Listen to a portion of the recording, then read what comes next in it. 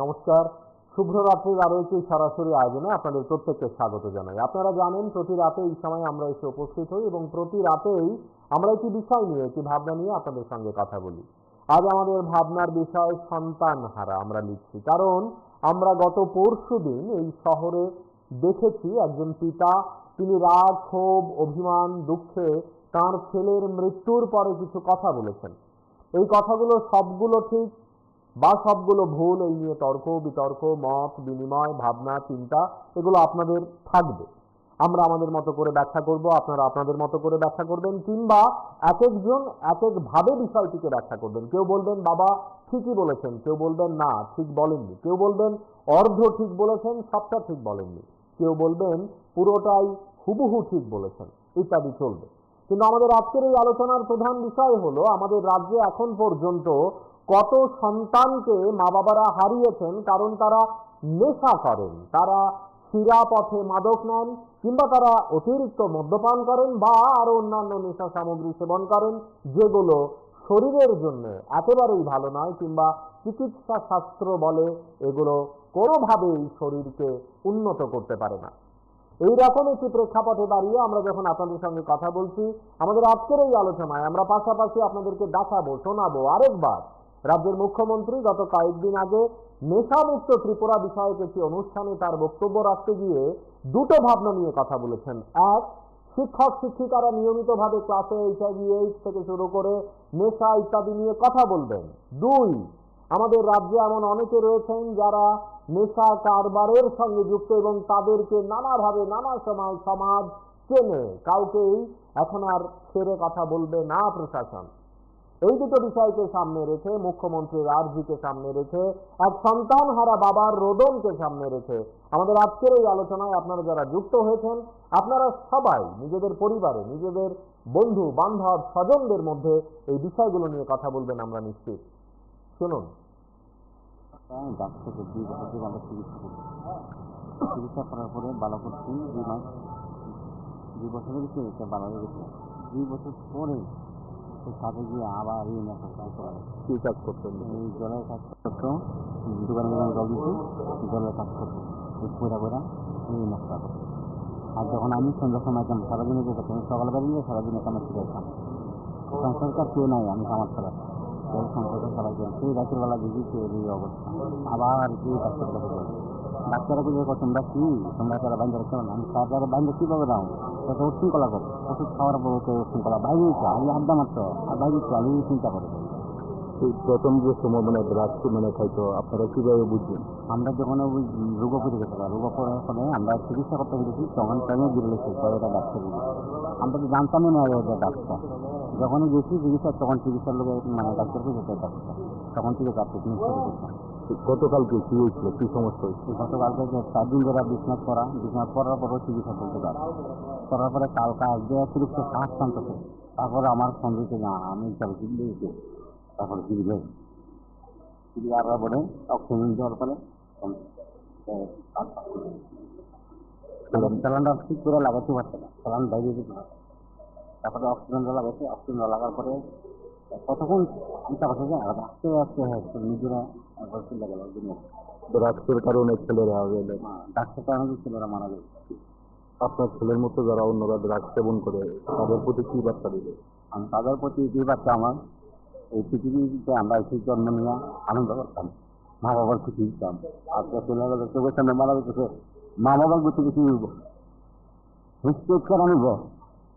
এই দারুণ বছর কি অবস্থা নিত না আমরা, তাহলে আমরা জীবন কিছু অন্য মতো হচ্ছে। আর নেশায় আমরা যারা নেশা বিক্রি করে তারা ধরলে তারা এছাড়া প্রতিবাদ করে তারা ছড়ে নিয়ে যাবে। তো তারা একবারও চিন্তা করে না যে নেশাটা যে কত মানুষের যে ক্ষতি করবে, তারা একবারও চিন্তা করে না। আমার ছেলে গেছে আগে যাচ্ছে, আমার কত চিন্তা না, কিন্তু অন্য মার ছেলেরা যে এভাবে করে দিচ্ছে রাস্তা রাস্তায়, তারাও গতি দিয়ে দিবে। কোন ছেলে আপনার? আমার 2 ছেলে। এই ছেলে বড় না ছোট? এই ছেলে বড়। নাম কি ছেলে? বয়স কত? বয়স ছিল 22। মাত্র 22 বছরে ছেলের মৃত্যু। 22 বছর ছেলে নেশা। বিগত 2 বছর ধরে ব্রাউন্স কাজ চাপিয়েছে।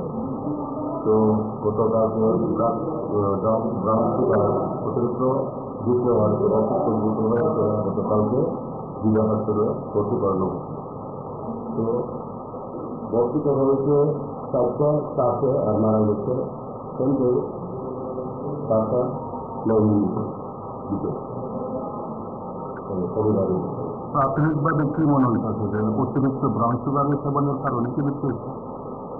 পরিবারের রিপোর্ট অনুসারে তো কি কারণে মনে হচ্ছে অতিরিক্ত ব্রাউন সুগার দুধ নেওয়া ফলে। যারা শিক্ষক শিক্ষিকারা আছেন তাদেরকে আমি বলবো, গার্জিয়ানরা যারা আছেন তাদেরকে আমি আবেদন রাখবো যে এই ড্রাগসের যে ভয়াবহতা সেটা নিয়ে আপনারা ক্লাসের মধ্যে অন্তত ওকে প্রতিদিন ক্লাসে 10 মিনিটের জন্য এর যে বিভীষিকাময় অবস্থা সেই বিষয়ে আপনারা আলোচনা রাখুন। যারা গার্জিয়ানরা আছেন তাদেরকে আমি বলবো যে আপনাদের ছেলে মেয়েদের প্রতি আপনাদের নজর রাখবেন এবং তারা প্রপারলি স্কুলে যাচ্ছে কিনা, তারা ডিসিপ্লিন কিনা, তাদের মানসিকতা কী রকম। আমরা জানি আমরা নিজেরাও গার্জিয়ান, আমরা নিজেদের কাজে ব্যস্ত থাকি, কিন্তু যে সময় আমরা ব্যস্ত থাকি ব্যস্ততার ওই ফাঁকেই কিন্তু তারা স্কুল কলেজে বিভিন্ন জায়গায় যায় এবং তাদের প্রতি যে আমাদের দায়বদ্ধতা রয়েছে আমার বাড়ির সুস্থতার জন্য আমাদের কিন্তু খানিকটা হলেও একটু নজর রাখতে হবে। পরিবেশ যখন ঠিক হয়ে যাবে তখন আপনার চিন্তা হবে না, কিন্তু এই ধরনের একটা সমস্যা এখন বিদ্যমান, সেখানে আমাদেরও নজর থাকতে হবে। কারা কারা এই ড্রাগ ব্যবসার সাথে জড়িত আমি বারবার এর মধ্যে জোর দিচ্ছি যে কোনো অবস্থায় তাদেরকে যেন ছাড় না দেওয়া হয়, কারণ নিজেরা কিন্তু ধ্বংস করছে, সমাজকে ধ্বংস করছে, রাজ্যকে ধ্বংস করছে। নিজেকে পয়সায় যাতে আরো পয়সা রোজগার হয় তার দৌলতে সমস্ত সমাজকে ধ্বংস করছে। একদিন এরকমও ঘটনা আছে যে তার নিজের ছেলে মেয়েও কিন্তু আলটিমেটলি দেখা গেছে এই ড্রাগের কিন্তু ভিকটিম হয়েছে। কাজে কাছের ঘরে থেকে ওই কাউকে ঢিল দিলে পরবর্তী সময় তোমারও হবে, সেটা কিন্তু নিশ্চয়ই বোঝা উচিত। কিন্তু পয়সা এমন এক জিনিস, পয়সার লোভে মানুষ যে কোনো জায়গায় যেতে পারে। আমাদের কাছে এরকমও লোক আছে বৌদ্ধ সভ্য, একেবারে সাংঘাতিক বিষয়, সমাজের বিশিষ্ট ব্যক্তি এবং বিভিন্ন জায়গার মধ্যে তাদের মানে অবাধ বিচরণ, তারাও কিন্তু এর সাথে যুক্ত। আমি ওনাদেরকে হুঁশিয়ারি করে দিচ্ছি যে মাননীয় প্রধানমন্ত্রীজি এবং আমাদের হোম মিনিস্টার সাহেব যেটা বলেছেন, কোনো অবস্থায় সব জানি আমরা, কিন্তু আইনের বেড়াজালে যখন আপনারা আটকাবেন কেউ আপনাদের বাঁচাতে পারবে না, এতটুকু আমি বলতে পারি বন্ধুগণ। বর্ডার সেই জায়গায় দুটো জায়গায় খালি আমরা নর্থ ইস্টের সাথে ভারতবর্ষের সাথে যে করিডোর সেটা হচ্ছে আসাম এবং মিজোরাম। এই দুটো রাস্তা দিয়ে ত্রিপুরাতে ড্রাগস বাইরের থেকে আসে এবং সেগুলো অন্য যে আমাদের নাইবারিং কান্ট্রি সেখানে পাচারের জন্য সেগুলোর যাতে অর্থ উপার্জন করা যায়, অর্থের বিনিময়ে এই কাজগুলো যারা এই ড্রাগ ব্যবসার সাথে জড়িত, বাইরের ওরা তো আছেই, ত্রিপুরারও বহু লোক এর সাথে যুক্ত। কিন্তু আস্তে আস্তে করে আমরা এনডিপিএসের যে আইন আছে সেই আইনে আমরা কিন্তু তাদেরকে অনেকটা আমরা নিরস্ত করতে পেরেছি এবং দেখা গেছে আমরা যে বাজেয়াপ্তের যে সংখ্যা সেটা কিন্তু কয়েক গুণ এখানে বেড়ে গেছে ত্রিপুরাতে। এবং এনডিপিএসেরও যে অ্যারেস্ট হয়েছে তারও এবং তাদের সাজাও কিন্তু প্রচুর হচ্ছে এবং এটাকে মনিটর করছি আমরা। কিন্তু এইগুলো তো পুলিশ বা এজেন্সি ওরা করবে, কিন্তু আমরা কি করব? যারা এজেন্সি আছে তারা তো একটা নগণ্য একটা সংখ্যা, কিন্তু যারা আজকে অ্যাওয়ারনেসের জন্য আমরা কথা বলছি, এখানে যারা স্টুডেন্টরা আছে তাদের জন্য খুব প্রয়োজন। আমি জানি এই বয়সে অনেকের সেই যে ম্যাচুরিটি অনেকের ডেভেলপ হয় না, কথা শুনবারও কিন্তু ধৈর্য থাকে না, কারণ এই বয়সটা এরকম। আমরা যখন এই বয়সে কি বলছেন বক্তারা কি বলছেন কিছুটা বুঝতাম, আর কিছুটা কানে ঢুকতো আর বাকিটা মাথার উপর দিয়ে চলে যেত। কেন্দ্রীয় গৃহমন্ত্রীজি শ্রী অমিত শাহজি বারবার আমাদের এই নেশা নিয়ে বিভিন্ন বৈঠক বিভিন্ন জায়গায় হয় সেখানে বিভিন্ন রিপোর্ট আমাদের কাছে নেন। সেখানে উনি বারবার বলেছেন, সেখানে 22nd যে প্ল্যানারি সেশন ত্রিপুরাতে হয়েছিল, নিশ্চয়ই আপনাদের মনে আছে, সেখানে উনি ক্যাটাগরিক্যালি বলেছেন সমস্ত নর্থ ইস্টের যে স্টেট অষ্টলক্ষ্মীর সব প্রধানরা এখানে উপস্থিত ছিলেন, মুখ্যমন্ত্রী, রাজ্যপাল থেকে শুরু করে বিভিন্ন যারা আধিকারিকরা ছিলেন, বারবার বলেছেন যে জিরো টলারেন্স কোনো অবস্থায় এটাকে মানে রেয়াত করা হবে না। এবং সেইভাবে কিন্তু আমরাও ত্রিপুরা সরকার এবং আমাদের যে বিভিন্ন এজেন্সি, পুলিশ বাহিনী এবং অন্যান্য এজেন্সি সবাই মিলে কিন্তু আমরা কাজটা করছি। এবং আজকের তারিখে এখানে যেভাবে আমরা বাজেয়াপ্ত হচ্ছে, আমরা জানি মাইনামার থেকে যে ড্রাগস এখানে ত্রিপুরাতে আছে, করিডোর ত্রিপুরাকে বানিয়েছে, এবং সেটা আসাম এবং মিজোরাম আমাদের চারদিকেই আমাদের যে ত্রিপুরার যে কিন্তু আমার ছেলেকে বাঁচান, আমার মেয়েকে বাঁচান, মেয়েরাও কিন্তু এখন ইনভলভ হয়ে গেছে এই ড্রাগসে। তখন এই জায়গার মধ্যে নিজেকে অসহায় বোধ হয়। তো আজকে এই ধরনের অ্যাওয়ারনেস খুব প্রয়োজন, শুধু ত্রিপুরাতে নয়, সব জায়গায় ডিস্ট্রিক্টের তত্ত্বাবধানে অন্যান্য যে ডিপার্টমেন্ট আছে, সভাধিপতিরা আছেন, তাদের মাধ্যমে সব ডিস্ট্রিক্ট, আমাদের 8টা ডিস্ট্রিক্ট আছে, সব জায়গায় সেগুলো হচ্ছে।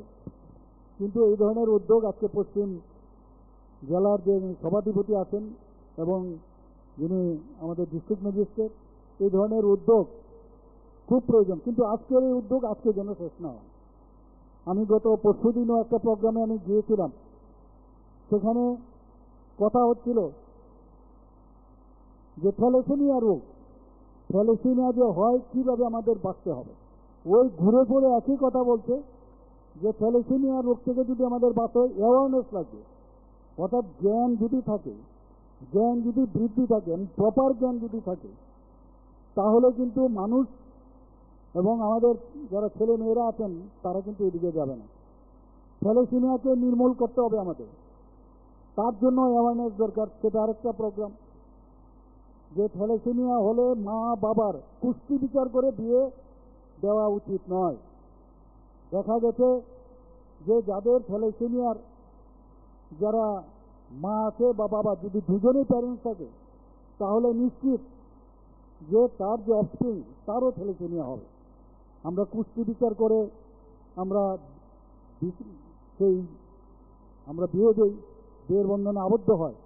কিন্তু এখন আস্তে আস্তে করে আমাদের মধ্যে কিন্তু এগুলো আইন দেওয়া হবে না, কিন্তু অ্যাওয়ারনেসের খুব দরকার, যেগুলো আমরা আগামী দিন করব। তো সব জায়গায় অ্যাওয়ারনেসের দরকার। আজকে ত্রিপুরাতে শুধু ড্রাগস এডিকশন নয়, আমরা জানি HIV ইনফেকশন আমাদের জন্য একটা বিশাল, আমাদের এখন দায়িত্ব পড়ে গেছে যে কীভাবে ত্রিপুরাতে HIV ইনফেকশন থেকে আমরা বাঁচতে পারি। ত্রিপুরাতে একটা মানে মাঝখানে, নর্থ ইস্টার্ন জোনের মধ্যে এখন মাঝখানে আমাদের স্থান। একটা সময় ছিল মণিপুরে প্রথম, এখন আমাদের ত্রিপুরা কিন্তু চারিদিকে HIV ইনফেকশন। এই HIV ইনফেকশনের প্রথম দিকে যদি আমরা ধরতে পারি তাহলে তার চিকিৎসা আছে, এবং যদি অ্যাডভান্স হয়ে যায় তাহলে এইডস হয়, অটো ইমিউন ডেফিসিয়েন্সি সিনড্রোম। এবং সেটা যখন হয়, এইডসের কারণে বা HIV ইনফেকশনে কিন্তু মানুষ মরে না। অর্থাৎ HIV যে ভাইরাস, হিউম্যান ইমিউনো ভাইরাস, সেটা কি করে শরীরের যে রক্ত, তার মধ্যে যে আমাদের WBC হোয়াইট ব্লাড কর্পাসেল, যেটা আমাদের মানে বাঁচিয়ে রাখে বিভিন্ন যেসব ইনফেকশন হয়, প্রতিরোধ করার যে ক্ষমতা এই সেলের, সে কাজ উপরওয়ালাই ভগবান আমাদের সব কিছু দিয়েছে আমাদের শরীরে, আমাদের নর্মাল শরীর। কিন্তু সেই জায়গায় যখন এই ভাইরাস অ্যাটাক করে, তাহলে আমাদের মধ্যে যখন এই ইমিউনিটি কমে যায়, তখন অপরচুনিস্টিক যে ইনফেকশন, সেটা ফাঙ্গাসও হতে পারে, আমাদের ব্যাকটেরিয়া হতে পারে, ভাইরাসও হতে পারে, যে কারণে মানুষ তখন মরে যায়। তো এইগুলো নিয়ে আলোচনা, সব জায়গায় এই ধরনের আলোচনা দরকার।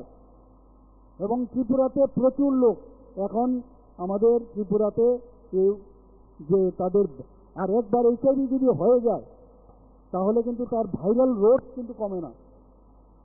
তার জন্য কমবে যদি তার ট্রিটমেন্ট করা হয়। ভাইরাল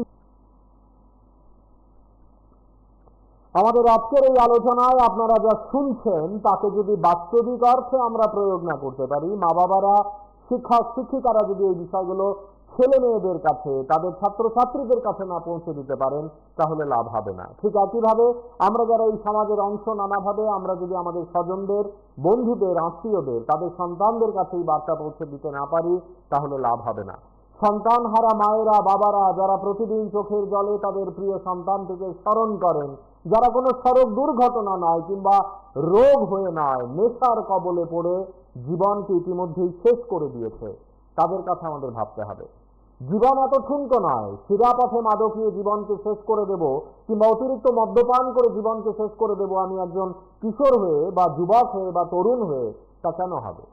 আমাদের আজকের এই আলোচনায় আমরা বারবার করে আপনাদেরকে বলতে চাইছি, বিদ্যালয় বিদ্যালয় বিদ্যালয়, সেখান থেকে যদি প্রত্যেক ছাত্রছাত্রী এই ভাবনাগুলো নিয়ে না বেরোতে পারে, তাহলে আগামী দিনে আমাদের বিপদ আরো ভয়ানক। দেখুন, ডাক্তার 2 বছর ধরে আমরা চিকিৎসা করছি। চিকিৎসা করার পরে ভালো করছি 2 মাস, 2 বছরের ভিতরে এটা ভালো হয়ে গেছে। 2 বছর পরে ওই সাথে গিয়ে আবার এই নেশা করা, কি কাজ করতেন? এই জলের কাজ করতো, দোকানে দোকানে জল দিত, জলের কাজ করতো, ওই পয়রা পয়রা এই নেশা করতো। আর যখন আমি সন্ধ্যার সময় যেতাম, সারাদিনে যে করতাম, সকালবেলা দিলে সারাদিনে কামার ছেড়ে যেতাম। সংসারটা কেউ নাই, আমি কামার ছাড়া সংসারটা সবাই করে সেই রাতের বেলা দেখি এই অবস্থা। আবার এই ডাক্তার কাছে যাই, ডাক্তাররা বলে তোমরা কি, তোমরা তারা বাইন্দা রাখতে না। আমি তারা বাইন্দা কীভাবে দাও, তাতে উচ্ছৃঙ্খলা করো, ওষুধ খাওয়ার পর হচ্ছে উচ্ছৃঙ্খলা বাইরে দিচ্ছে, আমি আড্ডা মারতো আর বাইরে দিচ্ছে, আমি চিন্তা করে। প্রথম যে সময় মানে রাত্রি মানে খাইতো, আপনারা কিভাবে বুঝবেন? আমরা যখন রোগ করে গেছিলাম, রোগ করার ফলে আমরা চিকিৎসা করতে গেছি, তখন টাইমে বেরোলেছে এটা ডাক্তার। আমরা তো জানতামই না এটা ডাক্তার। যখনই গেছি চিকিৎসা, তখন চিকিৎসার লোক মানে ডাক্তার হয়ে যেত ডাক্তার, তখন থেকে ডাক্তার শুরু করতাম।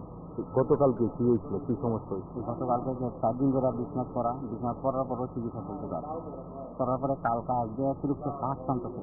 তারপরে আমার সন্দেহকে না, আমি চিকিৎসা দিয়েছি, তারপরে চিকিৎসা আসার পরে অক্সিজেন দেওয়ার পরে চালানটা ঠিক করে লাগাতে পারছে না, চালান বাইরে যেতে পারছে। তারপরে অক্সিজেনটা লাগাইছে, অক্সিজেনটা লাগার পরে কতক্ষণ চিন্তা করছে যে আস্তে আস্তে হচ্ছে নিজেরা চিন্তা করার জন্য ড্রাগসের কারণে ছেলেরা ডাক্তার কারণে ছেলেরা মারা গেছে। আপনার ছেলের মতো যারা অন্যরা ড্রাগস সেবন করে, তাদের প্রতি কি বার্তা দিবে? আমি তাদের প্রতি এই বার্তা, আমার এই পৃথিবীতে আমরা এসে জন্ম নিয়ে আনন্দ করতাম, মা বাবার খুশি দিতাম। আজকে ছেলেরা চোখের সামনে মারা যেতেছে, মা বাবার গুছি কিছু হিস্টেট নিব, এই দারুণ প্রস্তুতি কি অবস্থা নিতাম আমরা। আমরা যেমনি কিছু আমরা মতো আর নেশায় আমরা যারা নেশা বিক্রি করে তারা ধরলে তারা এছাড়া প্রতিবাদ করে তারা ছড়ে নিয়ে যাবে। তারা একবারও চিন্তা করে না যে নেশাটা যে কত মানুষের যে ক্ষতি করবো, তারা একবারও চিন্তা করে না। আমার ছেলে গেছে গা আগে যাচ্ছে, আমার কত চিন্তা না, কিন্তু অন্য আমার ছেলেরা যে এভাবে পড়ে রয়েছে রাস্তা রাস্তায়, তারা গতি দিয়ে দেবে। কোন ছেলে আপনার? আমার 2 ছেলে। এই ছেলে বড় না ছোট? এই ছেলে বড়। নাম কি ছেলে? বয়স কত? বয়স ছিল 22। মাত্র 22 বছরে ছেলের মৃত্যু। 22 বছর ছেলের মৃত্যু নেশার কারণে। এখানে যারা শিক্ষক শিক্ষিকারা আছেন তাদেরকে আমি বলবো, গার্জিয়ানরা যারা আছেন তাদেরকে আমি আবেদন রাখবো যে এই ড্রাগসের যে ভয়াবহতা, সেটা নিয়ে আপনারা ক্লাসের মধ্যে অন্তত ওকে প্রতিদিন ক্লাসে 10 মিনিটের জন্য এর যে বিভীষিকাময় অবস্থা সেই বিষয়ে আপনারা আলোচনা রাখুন। যারা গার্জিয়ানরা আছেন তাদেরকে আমি বলবো যে আপনাদের ছেলে মেয়েদের প্রতি আপনাদের নজর রাখবেন এবং তারা প্রপারলি স্কুলে যাচ্ছে কিনা, তারা ডিসিপ্লিন কিনা, তাদের মানসিকতা কী রকম। আমরা জানি আমরা নিজেরাও গার্জিয়ান, আমরা নিজেদের কাজে ব্যস্ত থাকি, কিন্তু যে সময় আমরা ব্যস্ত থাকি, ব্যস্ততার ওই ফাঁকে কিন্তু তারা স্কুল কলেজে বিভিন্ন জায়গায় যায় এবং তাদের প্রতি যে আমাদের দায়বদ্ধতা রয়েছে, আমার বাড়ির সুস্থতার জন্য আমাদের কিন্তু খানিকটা হলেও একটু নজর রাখতে হবে।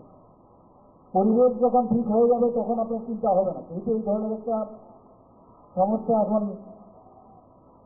বিদ্যমান, সেখানে আমাদেরও নজর থাকতে হবে।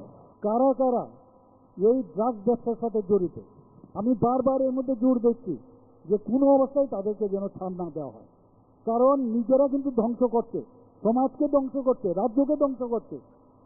নিজেকে পয়সায় যাতে আরো পয়সা রোজগার হয় তার দৌলতে সমস্ত সমাজকে ধ্বংস করছে। একদিন এরকমও ঘটনা আছে যে তার নিজের ছেলে মেয়েও কিন্তু আলটিমেটলি দেখা গেছে এই ড্রাগের কিন্তু ভিকটিম হয়েছে। কাজে কাছের ঘরে থেকে ওই কাউকে ঢিল দিলে পরবর্তী সময় তোমারও হবে, সেটা কিন্তু নিশ্চয়ই বোঝা উচিত। কিন্তু পয়সা এমন এক জিনিস, পয়সার লোভে মানুষ যে কোনো জায়গায় যেতে পারে। আমাদের কাছে এরকমও লোক আছে ভদ্র সভ্য, একেবারে সাংঘাতিক বিষয়, সমাজের বিশিষ্ট ব্যক্তি এবং বিভিন্ন জায়গার মধ্যে তাদের মানে অবাধ বিচরণ, তারাও কিন্তু এর সাথে যুক্ত।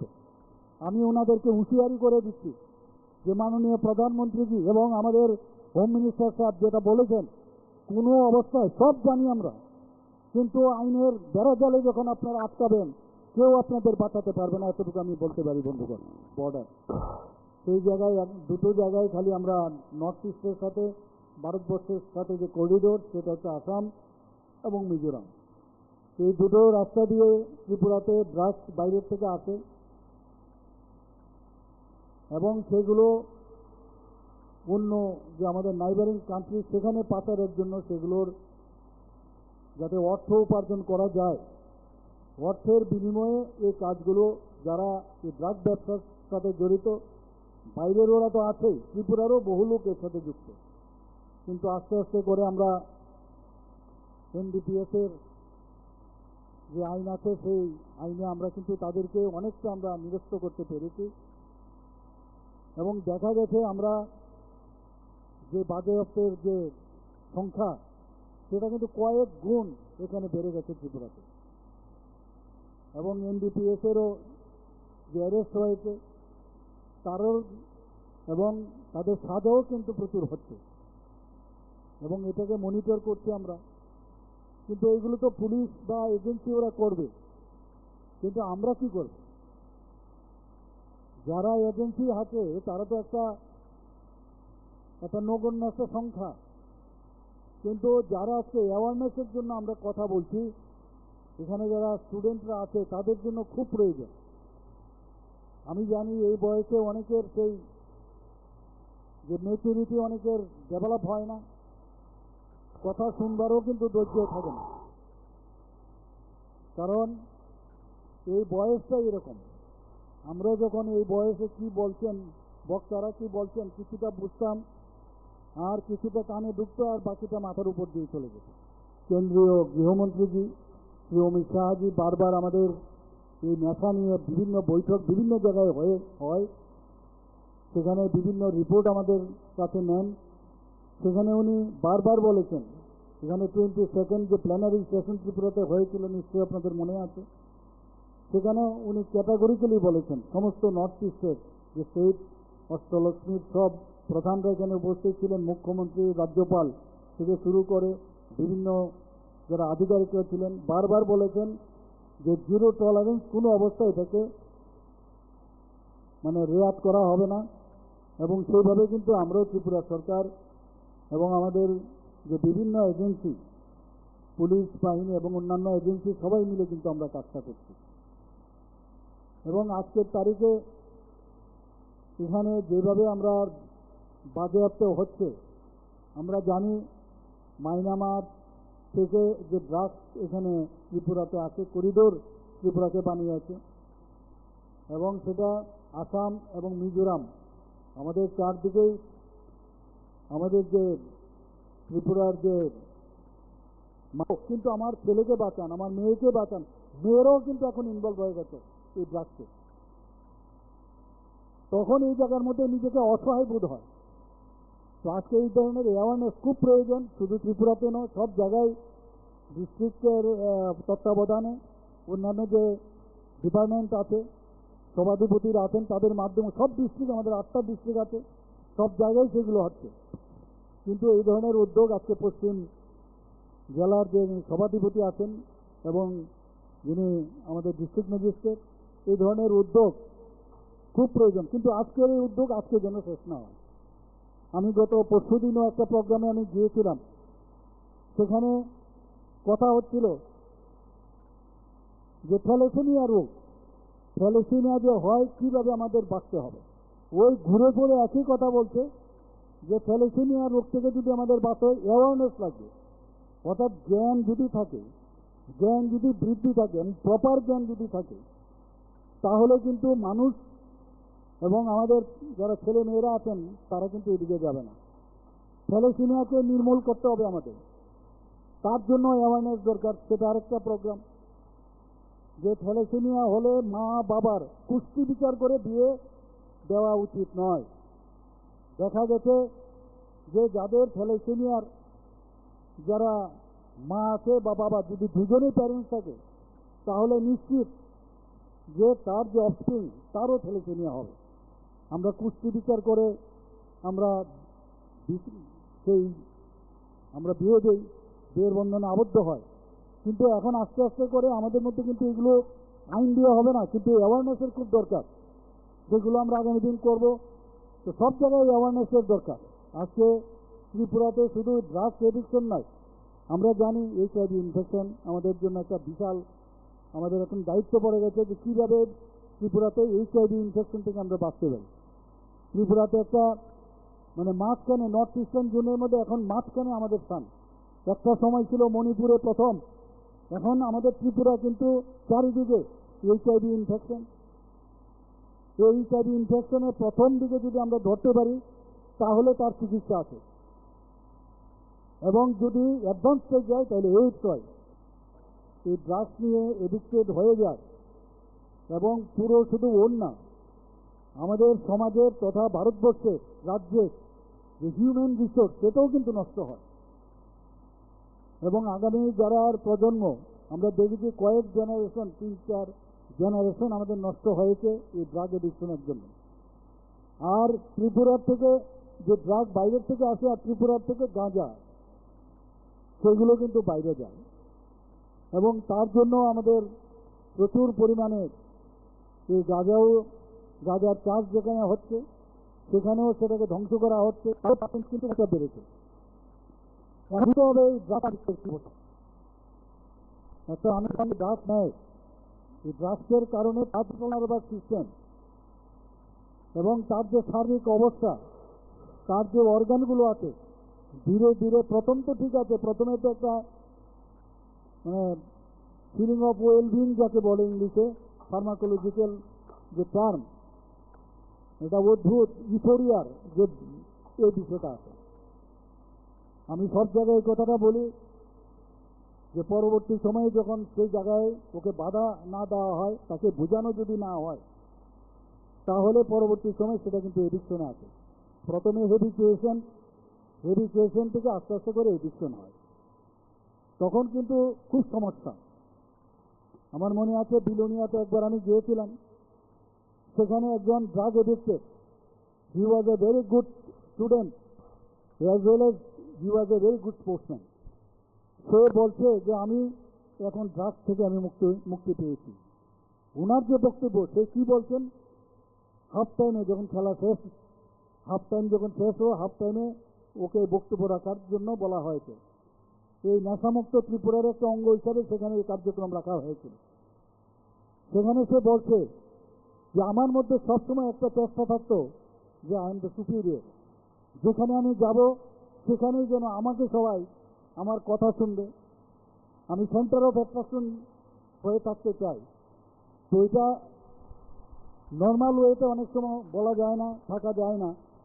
তো তার জন্য সে এই ড্রাগ সেবন শুরু করল, এবং সে সেবনের পরে আস্তে আস্তে করে তার ড্রাগ এডিক্টেড হয়ে গেল।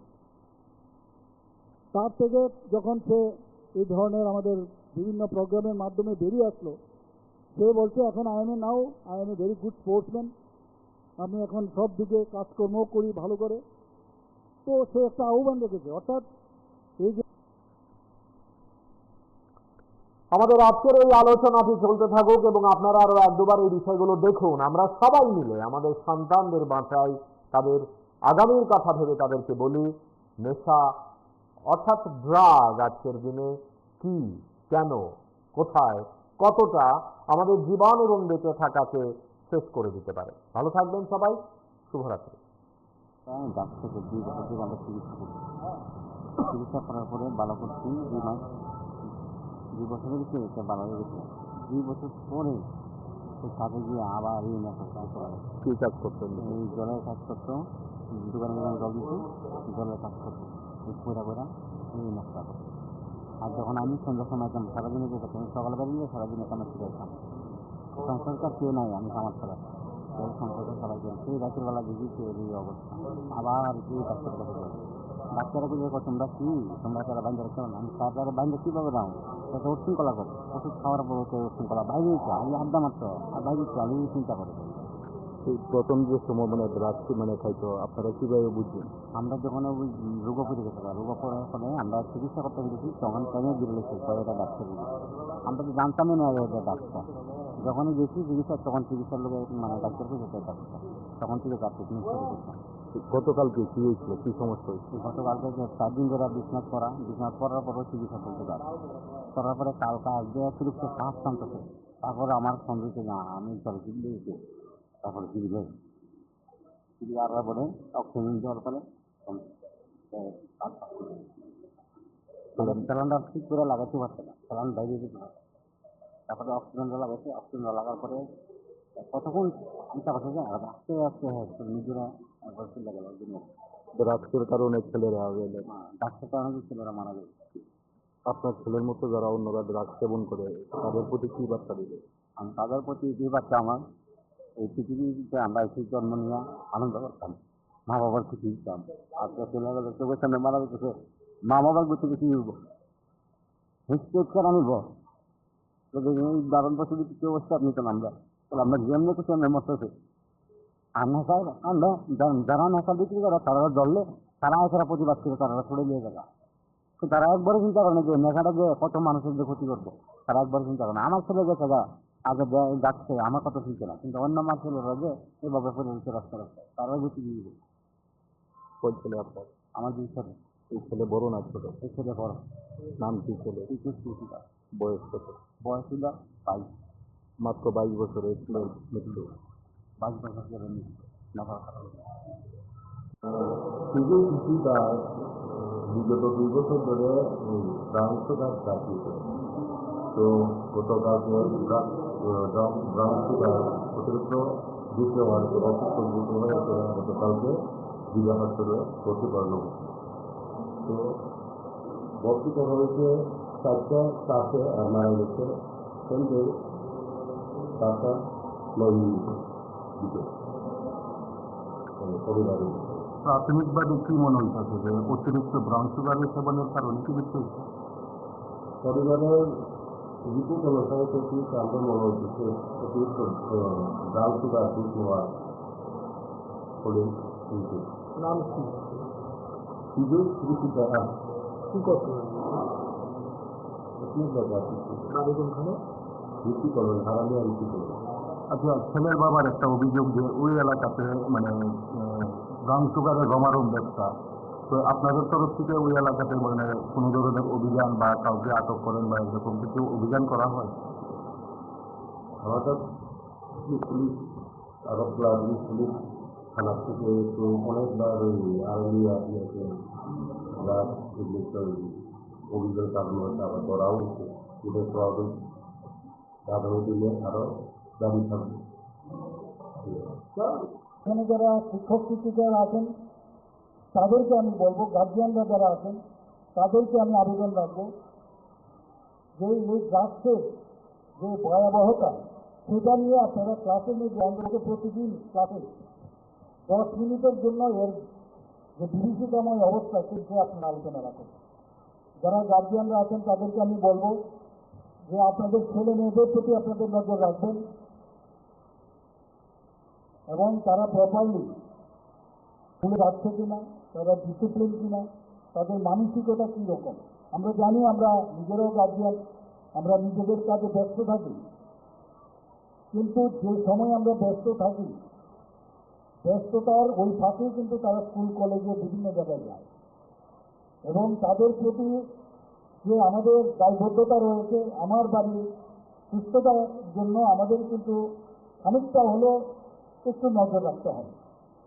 পরিবেশ যখন ঠিক হয়ে যাবে তখন আপনার চিন্তা হবে না, কিন্তু এই ধরনের একটা সমস্যা এখন বিদ্যমান, সেখানে আমাদেরও নজর থাকতে হবে। কারা কারা এই ড্রাগ ব্যবসার সাথে জড়িত, আমি বারবার এর মধ্যে জোর দিচ্ছি যে কোনো অবস্থায় তাদেরকে যেন ছাড় না দেওয়া হয়, কারণ নিজেরা কিন্তু ধ্বংস করছে, সমাজকে ধ্বংস করছে, রাজ্যকে ধ্বংস করছে, নিজেকে পয়সায় যাতে আরো পয়সা রোজগার হয় তার দৌলতে সমস্ত সমাজকে ধ্বংস করছে। একদিন এরকমও ঘটনা আছে যে তার নিজের ছেলে মেয়েও কিন্তু আলটিমেটলি দেখা গেছে এই ড্রাগের কিন্তু ভিকটিম হয়েছে। কাজে কাছের ঘরে থেকে ওই কাউকে ঢিল দিলে পরবর্তী সময় তোমারও হবে, সেটা কিন্তু নিশ্চয়ই বোঝা উচিত। কিন্তু পয়সা এমন এক জিনিস, পয়সার লোভে মানুষ যে কোনো জায়গায় যেতে পারে। আমাদের কাছে এরকমও লোক আছে বৌদ্ধ সভ্য, একেবারে সাংঘাতিক বিষয়, সমাজে বিশিষ্ট ব্যক্তি এবং বিভিন্ন জায়গার মধ্যে তাদের মানে অবাধ বিচরণ, তারাও কিন্তু এর সাথে যুক্ত। আমি ওনাদেরকে হুঁশিয়ারি করে দিচ্ছি যে মাননীয় প্রধানমন্ত্রীজি এবং আমাদের হোম মিনিস্টার সাহেব যেটা বলেছেন, কোনো অবস্থায় সব জানি আমরা, কিন্তু আইনের বেড়াজালে যখন আপনারা আটকাবেন কেউ আপনাদের বাঁচাতে পারবে না, এতটুকু আমি বলতে পারি বন্ধুগণ। বর্ডার সেই জায়গায় দুটো জায়গায় খালি আমরা নর্থ ইস্টের সাথে ভারতবর্ষের সাথে যে করিডোর, সেটা হচ্ছে আসাম এবং মিজোরাম। এই দুটো রাস্তা দিয়ে ত্রিপুরাতে ড্রাগস বাইরের থেকে আসে এবং সেগুলো অন্য যে আমাদের নাইবারিং কান্ট্রি সেখানে পাচারের জন্য সেগুলোর যাতে অর্থ উপার্জন করা যায়, অর্থের বিনিময়ে এই কাজগুলো যারা এই ড্রাগ ব্যবসার সাথে জড়িত, বাইরের ওরা তো আছেই, ত্রিপুরারও বহু লোক এর সাথে যুক্ত। কিন্তু আস্তে আস্তে করে আমরা এনডিপিএস এর যে আইন আছে সেই আইনে আমরা কিন্তু তাদেরকে অনেকটা আমরা নিরস্ত করতে পেরেছি এবং দেখা গেছে আমরা যে বাজেয়াপ্তের যে সংখ্যা সেটা কিন্তু কয়েক গুণ এখানে বেড়ে গেছে ত্রিপুরাতে। এবং এনডিপিএস এরও যে অ্যারেস্ট হয়েছে তারও এবং তাদের সাজও কিন্তু প্রচুর হচ্ছে এবং এটাকে মনিটর করছি আমরা। কিন্তু এইগুলো তো পুলিশ বা এজেন্সি ওরা করবে, কিন্তু আমরা কি করব? যারা এজেন্সি আছে তারা তো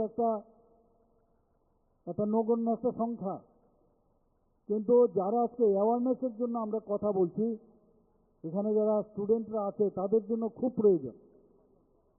আমি জানি এই বয়সে অনেকের সেই যে ম্যাচুরিটি অনেকের ডেভেলপ হয় না, কথা শুনবারও কিন্তু ধৈর্য থাকে না,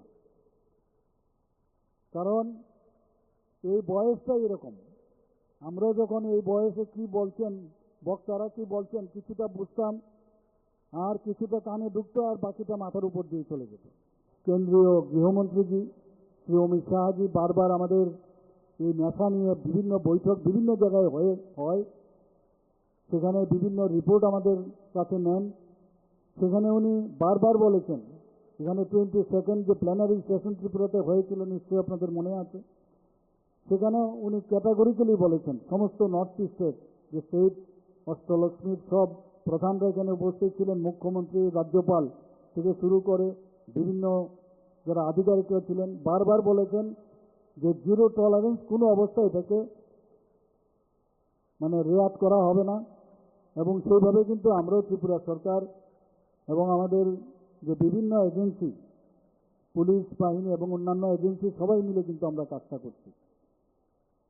এবং আজকের তারিখে এখানে যেভাবে আমরা বাজেয়াপ্ত হচ্ছে, আমরা জানি মাইনামার থেকে যে ড্রাগস এখানে ত্রিপুরাতে আছে, করিডোর ত্রিপুরাকে বানিয়েছে এবং সেটা আসাম এবং মিজোরাম আমাদের চারদিকেই আমাদের যে ত্রিপুরার যে কিন্তু আমার ছেলেকে বাঁচান, আমার মেয়েকে বাঁচান, মেয়েরাও কিন্তু এখন ইনভলভ হয়ে গেছে এই ড্রাগসে। তখন এই জায়গার মধ্যে নিজেকে অসহায় বোধ হয়। তো আজকে এই ধরনের অ্যাওয়ারনেস খুব প্রয়োজন, শুধু ত্রিপুরাতে নয়, সব জায়গায় ডিস্ট্রিক্টের তত্ত্বাবধানে অন্যান্য যে ডিপার্টমেন্ট আছে, সভাধিপতিরা আছেন, তাদের মাধ্যমে সব ডিস্ট্রিক্ট, আমাদের 8টা ডিস্ট্রিক্ট আছে, সব জায়গায় সেগুলো হচ্ছে। কিন্তু এই ধরনের উদ্যোগ আজকে পশ্চিম জেলার যে সভাধিপতি আছেন এবং যিনি আমাদের ডিস্ট্রিক্ট ম্যাজিস্ট্রেট, এই ধরনের উদ্যোগ খুব প্রয়োজন, কিন্তু আজকের এই উদ্যোগ আজকে যেন শেষ না হয়। আমি গত পরশুদিনও একটা প্রোগ্রামে আমি গিয়েছিলাম, সেখানে কথা হচ্ছিল যে থ্যালাসেমিয়া রোগ, থ্যালাসেমিয়া যে হয় কীভাবে আমাদের বাঁচতে হবে, ওই ঘুরে ফিরে একই কথা বলছে যে থ্যালাসেমিয়া রোগ থেকে যদি আমাদের বাঁচতে হয় অ্যাওয়ারনেস লাগবে, অর্থাৎ জ্ঞান যদি থাকে, জ্ঞান যদি বৃদ্ধি থাকে, প্রপার জ্ঞান যদি থাকে, তাহলে কিন্তু মানুষ এবং আমাদের যারা ছেলে মেয়েরা আছেন তারা কিন্তু এদিকে যাবে না। থ্যালাসেমিয়াকে নির্মূল করতে হবে আমাদের, তার জন্য অ্যাওয়ারনেস দরকার। সেটা আরেকটা প্রোগ্রাম।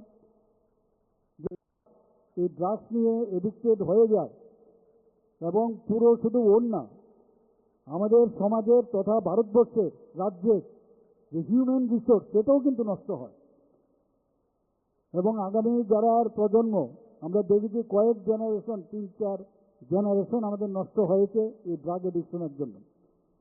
আর ত্রিপুরার থেকে যে ড্রাগ বাইরের থেকে আসে, আর ত্রিপুরার থেকে গাঁজা, সেগুলো কিন্তু বাইরে যায় এবং তার জন্য আমাদের প্রচুর পরিমাণে এই গাঁজার চাষ যেখানে হচ্ছে সেখানেও সেটাকে ধ্বংস করা হচ্ছে, তারও পার্সেন্টেজ কিন্তু অনেকটা বেড়েছে।